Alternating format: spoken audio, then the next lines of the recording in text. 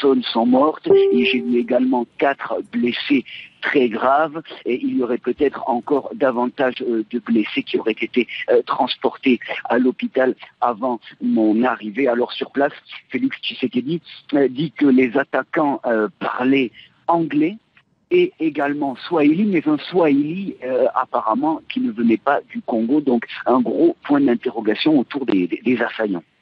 Une question après ces derniers événements, à quoi peut-on s'attendre? Quelle peut être la situation pourrait-elle basculer pour de bon cette fois?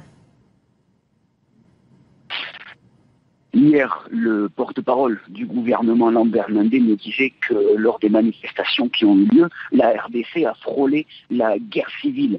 Il ne faut pas mettre de l'huile sur le feu, il faut faire attention bien évidemment aux mots qui sont employés, mais il est plutôt évident que la situation est grave. Il y a de nombreux véhicules qui ont été enflammés hier, des banques qui ont été braquées, des stations essence incendiées.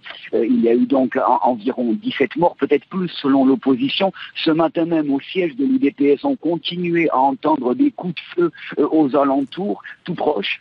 Donc, qu'est-ce qui va se passer en RDC? C'est difficile de le savoir. Le flou politique règne. Le dialogue national a été suspendu hier. Est-ce que majorité et opposition vont se mettre d'accord sur une date pour l'élection présidentielle?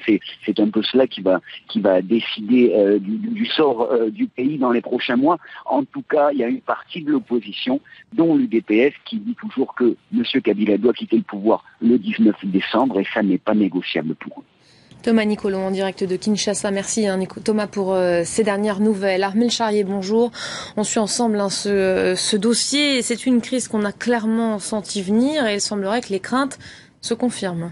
Oui, parce que on voit que les actes, en fait, maintenant suivent les paroles.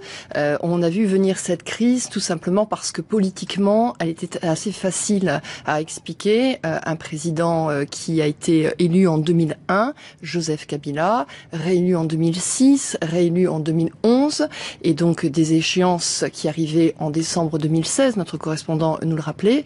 Donc, on devrait être aujourd'hui en RDC dans un moment où il y a une campagne électorale en cours, où il y a un calendrier avec des dates pour une élection présidentielle et où il y a des candidats.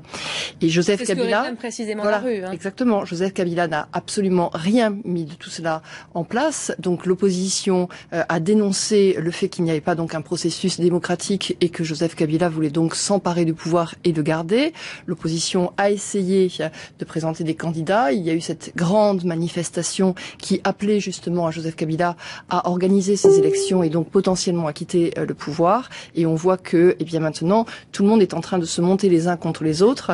Ces sièges de partis d'opposition incendiés par des milices, évidemment, ce sont des personnes qui refusent de rentrer dans ce système et donc qui sont certainement des soutiens à Joseph Kabila. Et on voit qu'il peut y avoir des manipulations extérieures aussi à tout cela. Merci beaucoup Armel pour l'éclairage. Les Syriens, ils vont devoir encore